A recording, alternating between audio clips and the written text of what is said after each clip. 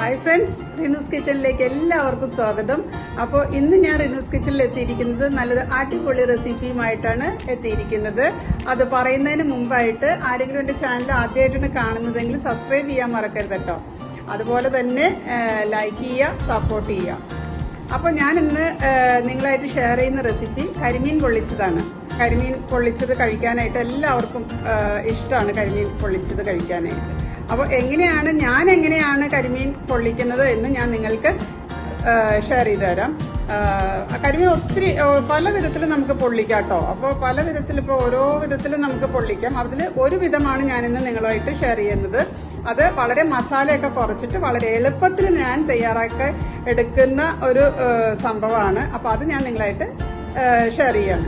അതിലേക്ക് നമുക്ക് ആവശ്യമായിട്ട് വേണ്ടത് ഞാൻ എടുക്കുന്നത് 1 കിലോ കരിമീനാണ് ഞാൻ എടുക്കുന്നത്. പിന്നെ നമുക്ക് അതിലേക്ക് ആവശ്യമായിട്ട് നമുക്ക് ചുവന്നുള്ളി, ഇഞ്ചി, പച്ചമുളക്, മുളക് പൊടി, മല്ലിപ്പൊടി, മഞ്ഞൾപ്പൊടി, കുറച്ച് കുരുമുളക് പൊടി, ആവശ്യത്തിന് ഉപ്പ്, തക്കാളി, കറിവേപ്പില, കോക്കനട്ട് ഓയിൽ, അങ്ങനെ എല്ലാം നമുക്ക് ആവശ്യമുണ്ട്. ഞാൻ ഇതിന്റെ എല്ലാം കറക്റ്റ് ആയിട്ടുള്ള അളവ് ഞാൻ താഴെ ഡിസ്ക്രിപ്ഷൻ ബോക്സിൽ മെൻഷൻ ചെയ്തേക്കാം.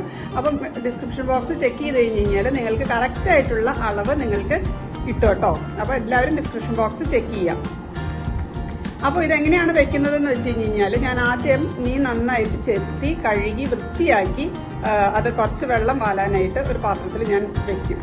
അതിനുശേഷം അതിലേക്ക് കുറച്ച് നമ്മുടെ മുളക് പൊടി, മല്ലിപ്പൊടി, മഞ്ഞൾപ്പൊടി, കുരുമുളക് പൊടി, ആവശ്യത്തിന് ഉപ്പ്, ഇവയെല്ലാം ചേർത്ത് പുരട്ടി ഒരു 10-15 മിനിറ്റ് നമുക്ക് മൂടി വയ്ക്കാം.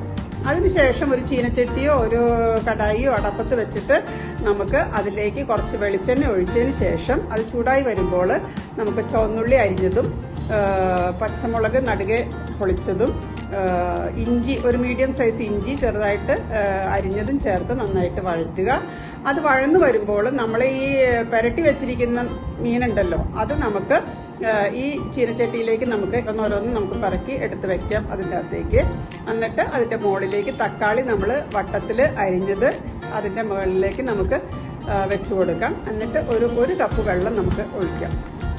1 കപ്പ് വെള്ളം ഒഴിച്ചു കഴിഞ്ഞിട്ട് അത് നമുക്ക് കുറവായിട്ട് തോന്നുകയാണെന്നുണ്ടെങ്കിൽ ഒരു 1/2 കപ്പ് കൂടി വെള്ളം നിങ്ങൾക്ക് ഒഴിക്കാവുന്നതാണ്. എന്നിട്ട് നന്നായിട്ട് ഒന്ന് സ്പൂൺ കൊണ്ട് ഇളക്കിയോ, സ്പൂൺ അല്ലെങ്കിൽ മറ്റേ ചീനച്ചട്ടി ഒന്നും വട്ടം കറക്കൂല, നമ്മൾ കൈ കൊണ്ട് നമ്മൾ കറക്കി വെച്ചിട്ട് അത് പാത്രം വെച്ച് മൂടി വയ്ക്കുക.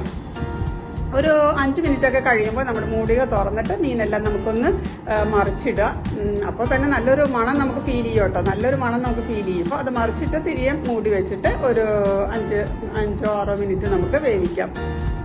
അപ്പോൾ നമ്മുടെ സംഭവം ഇവിടെ റെഡിയായി. അപ്പോൾ നമുക്ക് തുറന്ന് നോക്കിയിട്ട് അത് ചാറ് കുറുകി കഴിഞ്ഞ് കഴിയുമ്പോൾ നമുക്ക് ഗ്യാസ് ഓഫ് ചെയ്യാം. അപ്പോൾ നമ്മുടെ കരിമീൻ പൊള്ളിച്ചത് ഇവിടെ റെഡി ആയിട്ടുണ്ട്.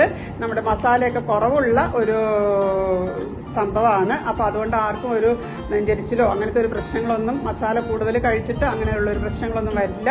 അപ്പോൾ അതുകൊണ്ട് എല്ലാവർക്കും ധൈര്യമായിട്ട് ട്രൈ ചെയ്ത് നോക്കാവുന്ന ഒരു സംഭവമാണ്. ഞാനിത് ട്രൈ ചെയ്തിട്ടുണ്ട്. അപ്പോൾ അതുകൊണ്ടാണ് ഞാൻ പറയുന്നത്, ഇത് വളരെ നല്ലൊരു സംഭവമാണ്. അപ്പോൾ നിങ്ങളിൽ ആരെങ്കിലും ഇത് ട്രൈ ചെയ്തിട്ടുണ്ടെങ്കിൽ നിങ്ങളുടെ അനുഭവങ്ങൾ താഴെ കമൻറ്റ് ബോക്സിൽ രേഖപ്പെടുത്താവുന്നതാണ്. അതല്ല നിങ്ങളിത് ട്രൈ ചെയ്തിട്ടില്ല എങ്കിൽ തീർച്ചയായിട്ടും ഇത് ട്രൈ ചെയ്ത് നോക്കണം. വളരെ നല്ലൊരു കറിയാണിത്. നമുക്ക് വെറുതെ കഴിക്കാനും നല്ലതാണ്, ചോറിൻ്റെ കൂടെയും കഴിക്കാൻ നല്ലതാണ്, എല്ലാത്തിൻ്റെ കൂടെ കഴിക്കാൻ നമുക്ക് നല്ലൊരു കറിയാണ്. അപ്പോൾ എല്ലാവരും തീർച്ചയായിട്ടും ഇത് ട്രൈ ചെയ്ത് നോക്കണം. ട്രൈ ചെയ്ത് നോക്കിയിട്ട് നിങ്ങളുടെ അഭിപ്രായങ്ങളൊക്കെ താഴെ കാണുന്ന കമൻറ്റ് ബോക്സിലൂടെ തന്നെ അറിയിക്കാവുന്നതാണ്. അപ്പോൾ ഇനി വേറൊന്നുമില്ല, ഇത്രയൊക്കെ തന്നെയുള്ളൂ. അപ്പോൾ നമുക്ക് വീഡിയോ ഇഷ്ടപ്പെട്ടാൽ ലൈക്ക് ചെയ്യുക, സപ്പോർട്ട് ചെയ്യുക. വീണ്ടും നല്ലൊരു റെസിപ്പിയുമായിട്ട് നമുക്ക് റിനൂസ് കിച്ചണിൽ വീണ്ടും കണ്ടുമുട്ടാം.